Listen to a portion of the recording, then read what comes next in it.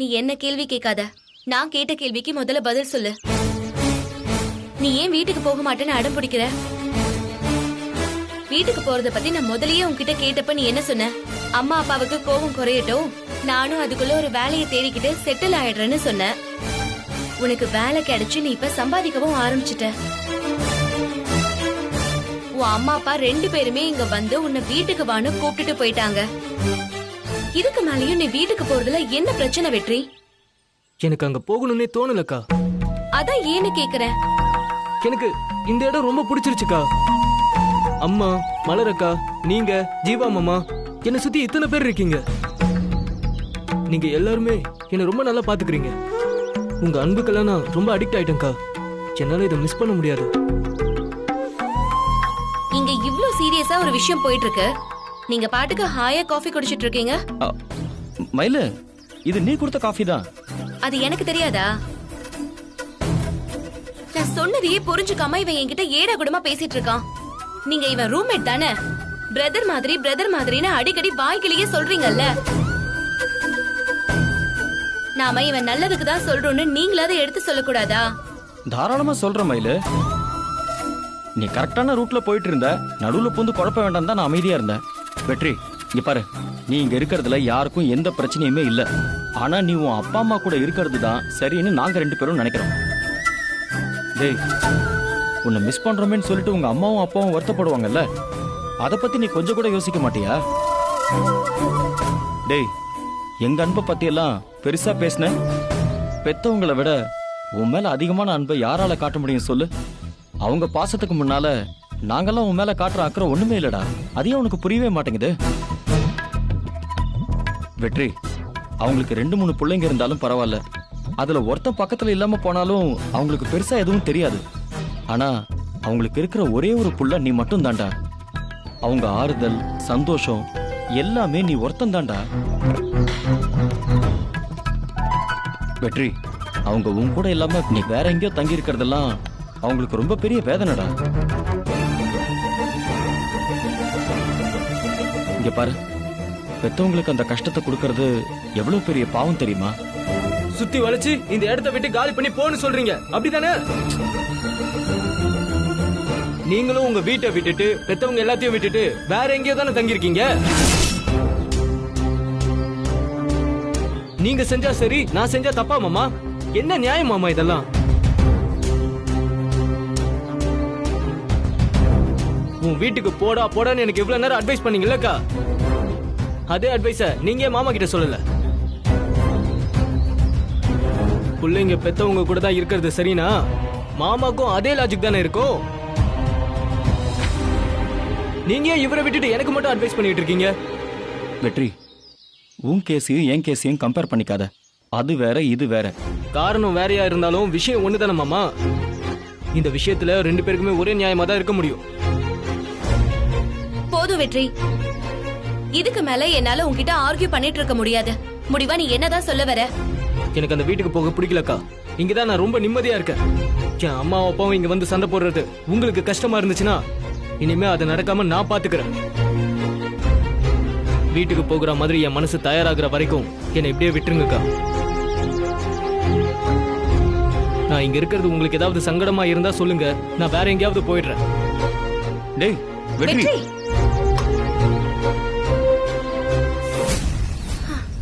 இவ்ளோ தூரம் பேசியும் நம்ம எதுக்காக பேசுறோம்னு புரிஞ்சுக்காமயே போறான் பாருங்க. மயிலு, அவனுக்கு எல்லாம் புரியுது, ஆனா சட்டுன்னு அவனால எதுவுமே ஏத்துக்க முடியல. அதான் அவனோட பிரச்சனை. நீங்க தான் அவன் கூடவே இருக்கிறீங்கல்ல, அவன் மூடு நல்லா இருக்கிற நேரமா பார்த்து இதெல்லாம் எடுத்து சொல்லுங்க. பெத்தவங்க கூட இருக்கிறது தான் நல்லதுன்னு அவனுக்கு புரிய வைங்க. என்ன காரணமா இருந்தாலும் பெத்தவங்களை விட்டு பிரிஞ்சு வர்றது பெரிய தப்புன்னு நீங்களும் புரிஞ்சுக்கோங்க.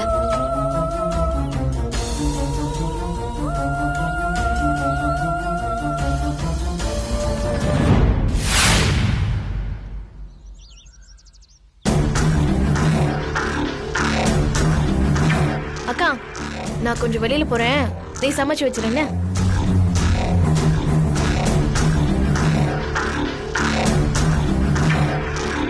அக்கா, என்னாச்சுக்கா? ஏன் டல்லா உட்காந்துருக்க? வீட்ல இருந்து போன் வந்துச்சு மகா.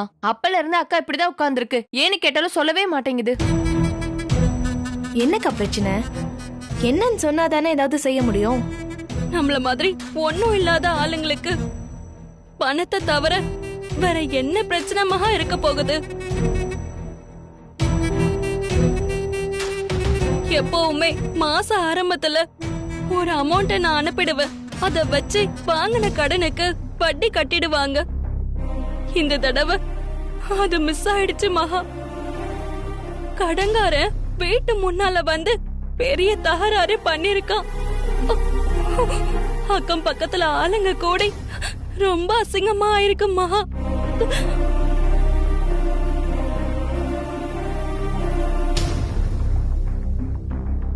அந்த கடங்காரன் 2 நாள் தான் டைம் கொடுத்துட்டு போயிருக்கான். அதுக்குள்ள வட்டி கொடுக்கலனா தூக்கல தொங்க வேண்டியதான்னு. அம்மா அம்மா. அக்கா அக்கா அக்கா, நான் ஒருத்தி இருக்கிறப்போ நீ ஏன் அழற? நம்ம இவ்ளோ பெரிய ரிஸ்க் எடுத்து இந்த தொழில பண்றது எதுக்காக? நம்ம சந்தோஷமா வாழ்க்கையை என்ஜாய் பண்ணணுங்கிறதுக்காகவா? இல்லக்கா, நம்ம வீட்டாளுங்க எந்த ஒரு பிக்கல் புடுங்களும் இல்லாம நிம்மதியா இருக்கணும். அதுக்காக தானே நம்ம இப்படி ஓடிட்டு இருக்கோம். இப்போ அவங்க கஷ்டப்படுறாங்கன்னா நம்ம தொழில் பண்றதுல அர்த்தமே இல்லக்கா. இப்ப என்ன, உனக்கு அவசரமா பணம் தேவை, அவ்வளவுதானே? இரு.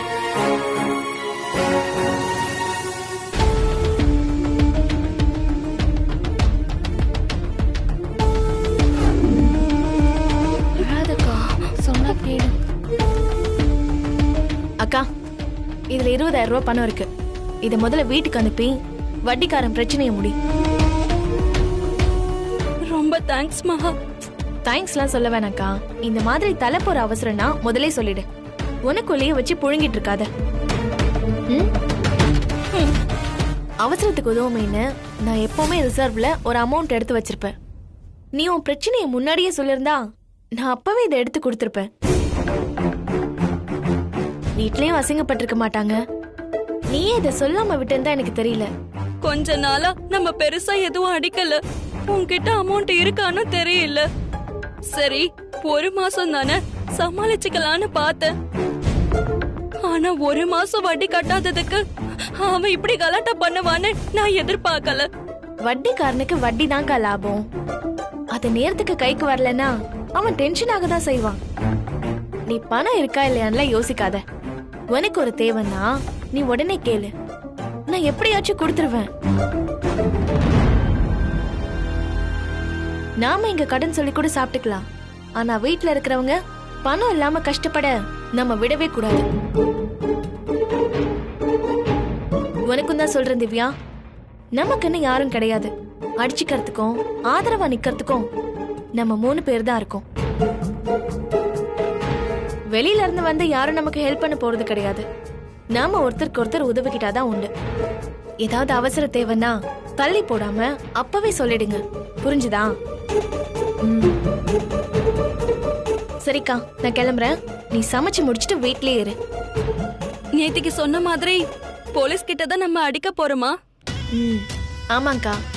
பொதுவா நம்மள மாதிரி கிரிமினல்ஸ பிடிக்கதான் போலீஸ் ஆபரேஷன்ல இறங்குவாங்க. ஆபரேஷன் விஜயா, ஆபரேஷன் பிரகாஷ்னு அதுக்கு பேரும் வைப்பாங்க.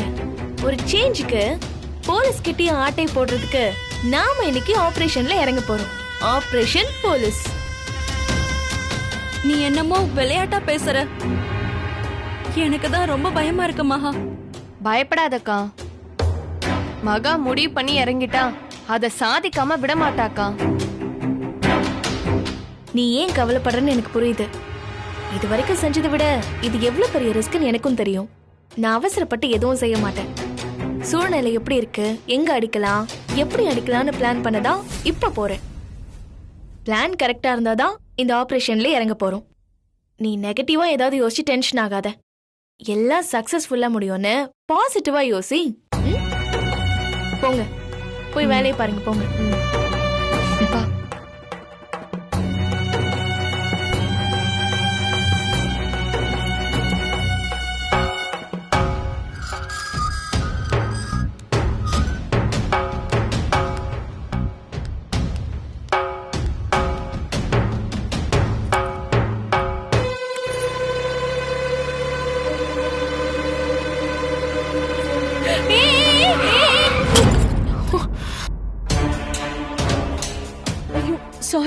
ஏங்க கண்ணு என்ன பின்னாடி வச்சுட்டு வண்டி ஓட்டுறீங்களா? வண்டி எடுக்கிறது கூட தெரியாம நேரா வந்து இடிக்கிறீங்க. சாரிங்க, பின்பக்கம் ஏதோ சத்தம் கேட்டுச்சுன்னு பாத்துக்கிட்டே வந்தேன். முன்னாடி வண்டியை கவனிக்காம விட்டுட்டேன். தப்பு ஏமாலதான். சாரிங்க. உங்க வண்டியை பார்த்ததுமே நான் பிரேக் பிடிச்சிட்டேன். லேசா தான் இடிக்கிற மாதிரி ஆயிடுச்சு. பாருங்க, டேமேஜ் கூட எதுவும் இல்ல. என்னங்க அப்படி சொல்றீங்க? ஏதோ நான் பேலன்ஸ் பண்ணதுனால சமாளிச்சேன். இல்லனா கீழே விழுந்து எனக்கும் பயங்கரமா அடிபட்டிருக்கும். அதான் எதுவும் நடக்கலையேங்க. அப்புறம் ஏங்க அதை பத்தி பேசிட்டு? நான் தான் தப்பு பண்ணிட்டேன்னு ஒத்துக்கிட்டேன். சாரியும் கேட்டுட்டேன். இதுக்கு மேல என்ன செய்யணும்னு எதிர்பார்க்கறீங்க? நீங்க கிளம்புங்க. கொஞ்சம் பார்த்து வண்டி ஓட்டுங்க. உங்க நல்லதுக்காக தான் சொல்றேன். சரிங்க, நான் வேணா திரும்பவும் சாரி கேட்டுக்கிறேன். சாரி.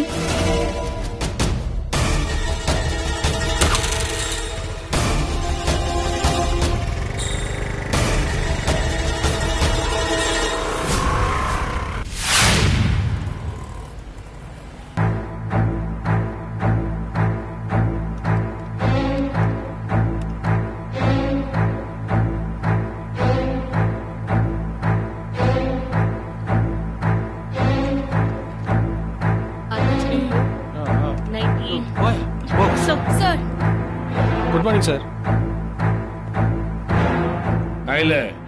சார் மரியாதைங்கிறது மனசுல இருந்து வரணும். முன்னால பாக்கும்போது சல்யூட் அடிச்சிட்டு பின்னால போய் முதுகுல குத்தக்கூடாது. நீங்க ஏன் இப்படி பேசுறீங்கன்னு எனக்கு புரியல சார். சும்மா நடிக்காத மயிலு. உனக்கு உன் வீட்டுல என்ன நடந்ததுன்னு தெரியாது. நீயும் உன் அம்மாவும் என் பையனை புடிச்சு வச்சுக்கிட்டு நல்லாவே டிராமா பண்றீங்க.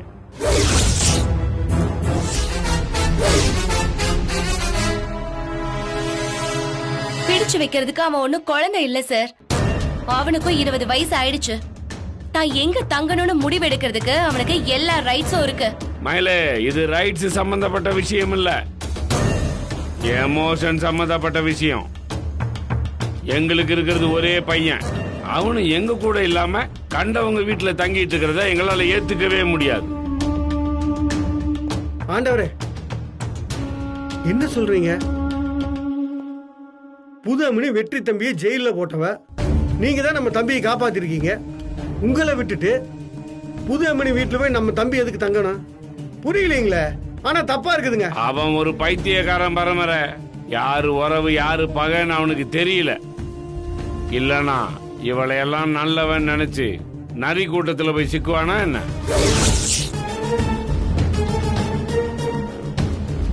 ஆண்டவரே, இந்த விஷயம் வெற்றி அவங்க அம்மாக்கு தெரியுங்களா? தெரிஞ்சிருச்சு பரம்பரை. அவ தற்செயலா வெற்றிய ரோட்ல பாத்துருக்கான். அவனை ஃபாலோ பண்ணி இவ வீடு வரைக்கும் போய் நம்ம வீட்டுக்கு வர சொல்லி கூப்பிட்டுருக்கான்.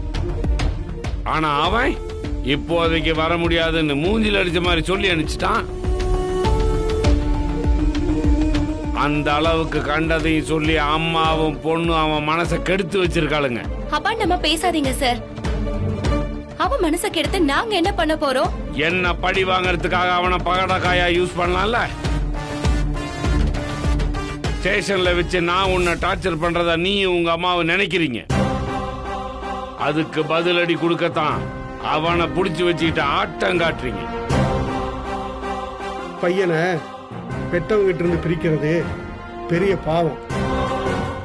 மரியாதையா வெற்றி தம்பிய ஆண்டவர் வீட்டுக்கு அனுப்பி வச்சிருங்க. சார், நான் என்னமோ அவனை தடுத்து நிறுத்தி வச்சிருக்கிற மாதிரி பேசாதீங்க சார். அம்மா வருத்தப்படுவாங்க. நீ உன் வீட்டுக்கு போனதான் ஏன் அம்மாவும் அவனுக்கு அட்வைஸ் பண்ணிருக்காங்க. நானுமே அவன் கிட்ட அதை தான் சொல்லிட்டு இருக்கேன். எனக்கு அங்க போகவே பிடிக்கலன்னு அவன் தான் புலம்பிக்கிட்டு இருக்கான். பிடிக்காதுன்னு சொல்றவன கழுத்தை புடிச்சா சார் வெளியே தள்ள முடியும்? நீயும் உன் அம்மாவும் நல்லவங்களா இருந்தா கண்டிப்பா என்ன செஞ்சிருக்கணும்? அதைத்தானே செஞ்சிருக்கணும். ஆனா நீங்க செய்ய மாட்டீங்க. ஏன்னா என்ன நோகடிக்கிறதுக்கு உங்களுக்கு கிடைச்சிருக்கிற துருப்பு சீட்டு என் பையன். அவன்தான் என் பலவீனம்னு உங்களுக்கு நல்லா புரிஞ்சிருக்கு. அவனை வச்சு என் வாழ்க்கையில விளையாடணும்னு நீங்க முடிவு பண்ணிதான் எல்லாம் செய்றீங்கன்னு எனக்கு தெரியும். உங்க கற்பனைக்கெல்லாம் என்னால பதில் சொல்லிட்டு இருக்க முடியாது சார். நாங்க வாடகைக்கு குடியிருக்கிற வீட்ல அவனும் ஒரு போர்ஷன்ல குடியிருக்கிறானே தவிர வேற ஒண்ணும் இல்ல. அவன் வீட்டுக்கு வரமாட்டான்னு சொல்றதெல்லாம் உங்க பிரச்சனை சார்.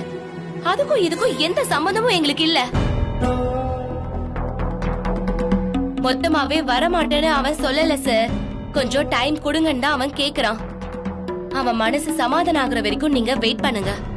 அதை விட்டுட்டு என்கிட்ட வந்து சண்டை போடுறதுல எந்த அர்த்தமும் இல்ல சார். அப்போ உன் மேல எந்த தப்புமே இல்லைன்ற மாதிரி பேசுறியா? அவன் அங்க வந்து தங்கினப்பவே நீ அவனை விரட்டி விட்டுருக்கணும். போறதுக்கு போக்கடம் இல்லாம போயிருந்தா அவன் தானா என் வீட்டுக்கு வந்திருப்பான்.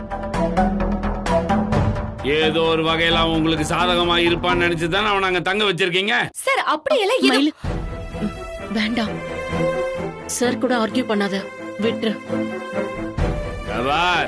நீயும் உன் அம்மாவும் என்ன பத்தி முழுசா தெரியாம என்ன சீண்டிக்கிட்டே இருக்கீங்க. இதெல்லாம் நல்லதுக்கு இல்ல மயிலு. என் பொறுமைக்கும் ஒரு எல்லை இருக்குது.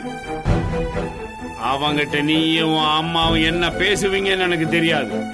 ஆனா கூடிய சீக்கிரம் என் பையன் என் வீட்டுக்கு வந்தாவணும். இல்ல நான் மனுஷனாவே இருக்க மாட்டேன்.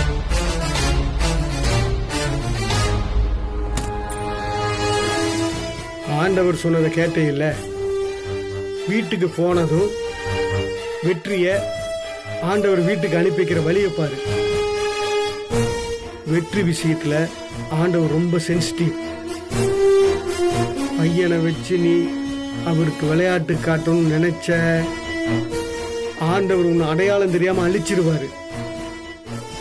ஜாக்கிரதையா நடந்துக்க. புத்தி சொல்லு.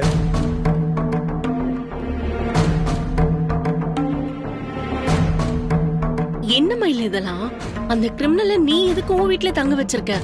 அக்கா அவனை கிரிமினல்னு சொல்லாதீங்க அக்கா. அவன் இப்ப மாறிட்டான். உங்க வீட்லயே கொஞ்ச நாள் இருந்துக்கிறேன்னு அவன் தான் கெஞ்சினா.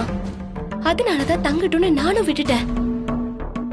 நீ பாவம் பார்த்தது உனக்கே பழியா வந்து முடிஞ்சிருக்க பாத்தியா? இதெல்லாம் உனக்கு தேவையா? உன்னால உன் அம்மாக்கும் கெட்ட பேரு. நீ நல்லது நினைச்சு செஞ்சாலும் அத புரிஞ்சுக்கிற பக்குவம் சாருக்கு கிடையாது. தப்பே செய்யாம நீயும் அம்மாவும் ஏன் இவர் வாயில விழறீங்க? இங்க பாரு, பரமன் சார் சொன்ன மாதிரி இன்னைக்கு அவனை வீட்டை விட்டு அனுப்பிடு. இங்க பாரு, நான் உன் நல்லதுக்கு தான் சொல்லுவேன். அப்புறம் உன் இஷ்டம், பாத்துக்கோ.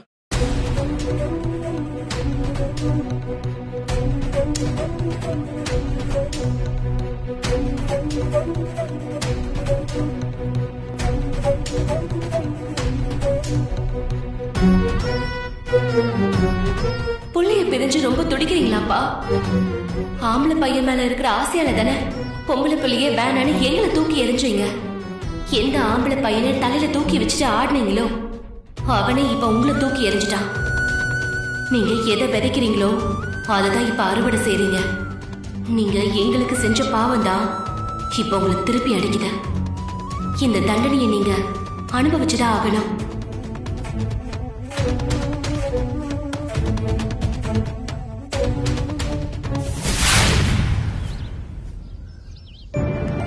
அம்மா, அம்மா, அயன் துணிமா. இதோ வரேனே.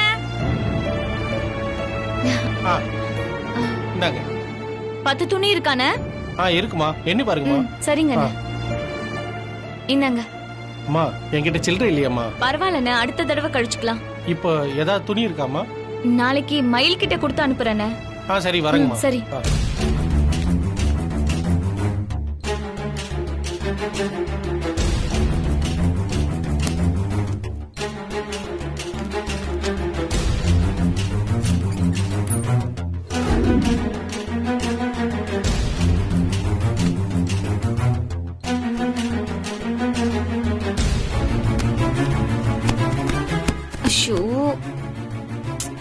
எல்லாம் நமக்கு டபுள் வேலையா அமைது.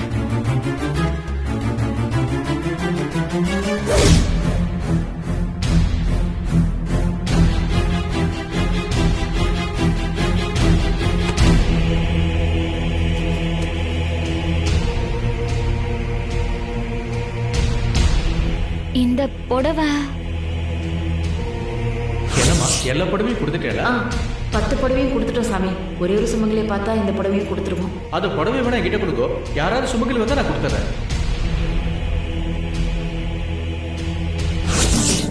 சுமங்கலிகளுக்காக நானும் அம்மாவும் வாங்கின 10 புடவையில இதுவும் ஒண்ணாச்சு. இது எப்படி மயில் பீரோக்கு வந்துச்சு? ஐபிஎஸ் எக்ஸாம் நல்லா எழுதணும்ல, அதான் நல்லபடியா எழுதணும்னு வேண்டிக்கிட்டு வந்தேன். எந்த கோயிலுக்கு போயிருந்த? இங்கதான்க்கா, வர வழியில பக்கத்துல கருமாரியம்மன் கோயில். நாங்களும் அந்த கோயிலுக்கு தாண்டி போயிருந்தோம்.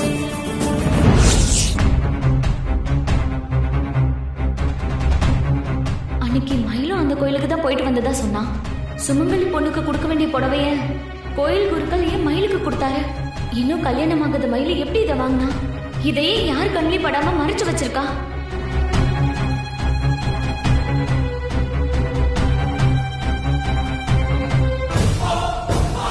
இதுல ஏதோ ஒரு குழப்பம் இருக்கு. இன்னைக்கு மயில் வரட்டும், விசாரிப்போம்.